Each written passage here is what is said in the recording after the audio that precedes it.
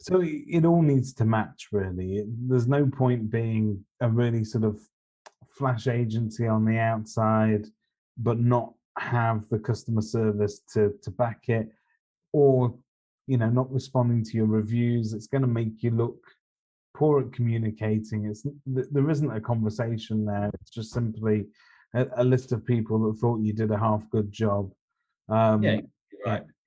So yeah, so there was an agency that I dealt with that had a beautiful office, really good reviews, and I as part of our MOT, we've got a separate service. I sent them an email just to see the response time and how they replied to my email. I was inquiring about a property. It was like a mystery shopper type thing. And it literally took about 4 days to reply. And even the reply wasn't very polite. It was very bland and just, it felt like it was a copy and paste reply, to be fair. And I thought, there you go. Look, you spent a fortune on your office. Probably, whatever your perception is of yeah. that agency, that email was like, that's not a professional way of replying. And it took too long. You should reply to those emails a lot quicker than that, because I could have just gone elsewhere. So, So so let me ask you then. I mean, in terms of responding to communication, um, and when people are looking at incoming communication, so one of the criteria is actually, I think, that Peter Knight's EA Masters was judged on was how you responded to communication. And the perceived notion there was that if you get an email, the person sending you that email would like you to respond by email. If you pick up the phone and try and telephone them, that's not really what they're after, because in a modern service these days, we all take the route that we prefer the most. And if sure. we prefer communicating on email, that's what we do. When people get reviews, let's say, for argument's sake, it's a negative review or a middle of the road review, and you want to respond to it, should you do it on an online platform?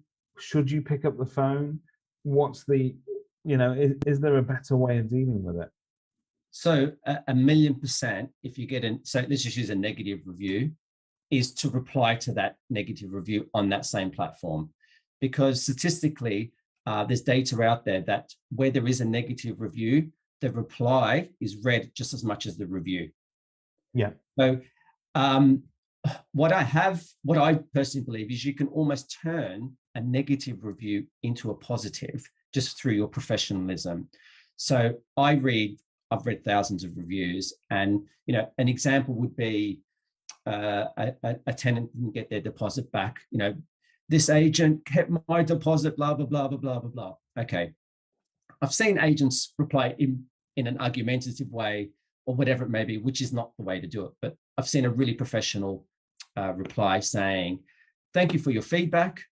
As per our correspondence on whatever date it was, we explained that this is why your deposit was deducted, and it was clearly explained.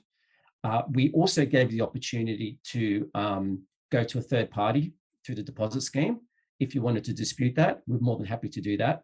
Because they sort of painted the picture that this is not our property. We're just the agent, right? There's a landlord and you're the tenant, and we Yeah. sit in between.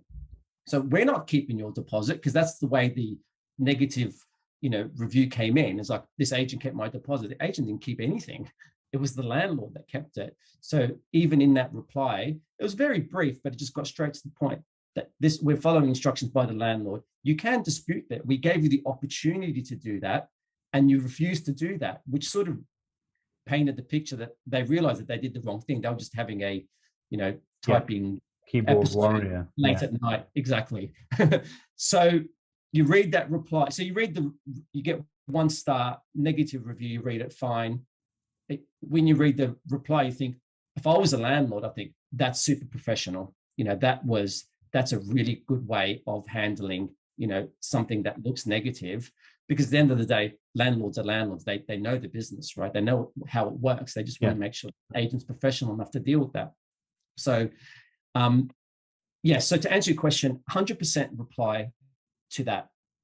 Then it's entirely up to you with the process. I'm a believer in that everything's process based.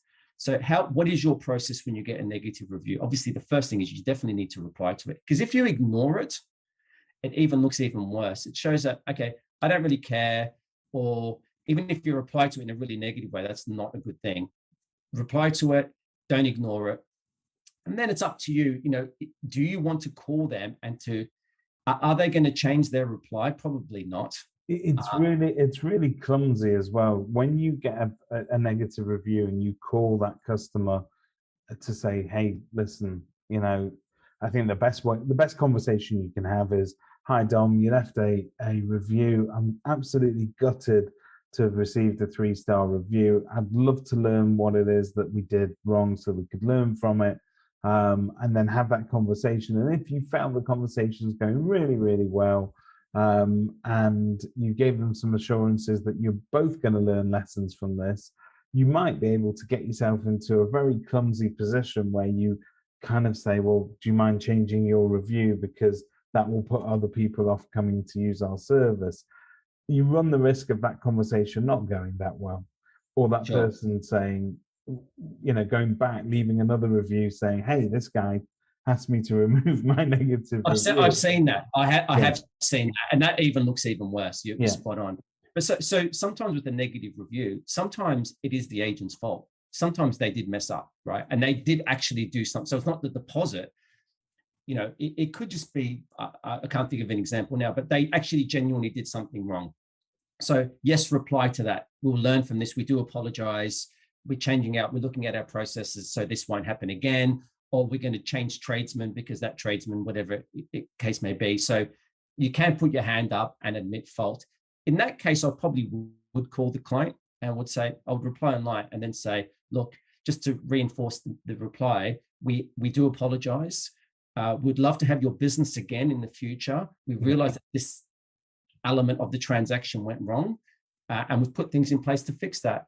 Now, if you got that call as a customer, you might be angry when you wrote that negative review, but then you would sort of at the back of your mind think, you know what, fair play to them. They did get back to me. They were professional. They weren't argumentative. They weren't trying to find excuses to get out of it.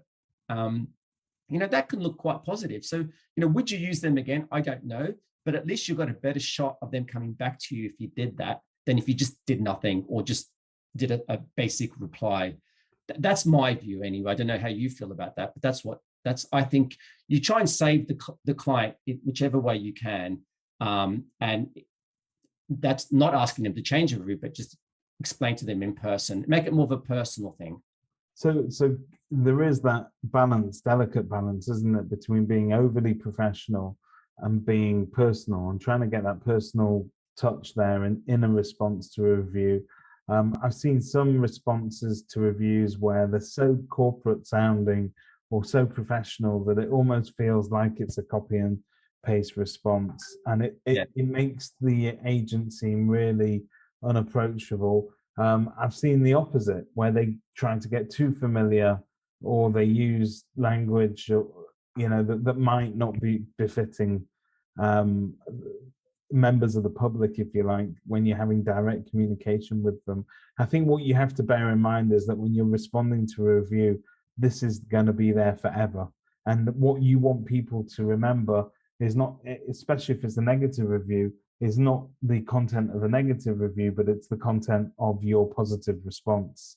And so getting the tone and the balance of that is a real master art, isn't it, really? And spot on, exactly. So you don't want to be a robot and literally don't want to copy and paste this, because then people just look at the other replies and think, okay, they just copied and pasted. There's nothing personal about this. They don't actually really care. There's no point even replying when it's a copy and paste. There is a point of being personalized, as in we are actually writing this review directly back to you, and being professional about that. So that's where that balance would come in. And like I said earlier, you've always got to bear in mind who's going to read that. Like you said, that reply is going to be there forever. Who's going to go back and read those reviews in 6 months from now? That client won't, but a new client will. So what do you want? That's a form of communication, that reply. So, what are you going to say that helps you build your reputation and make you look positive in that reply? And that's really important. Where you find that balance is absolutely essential.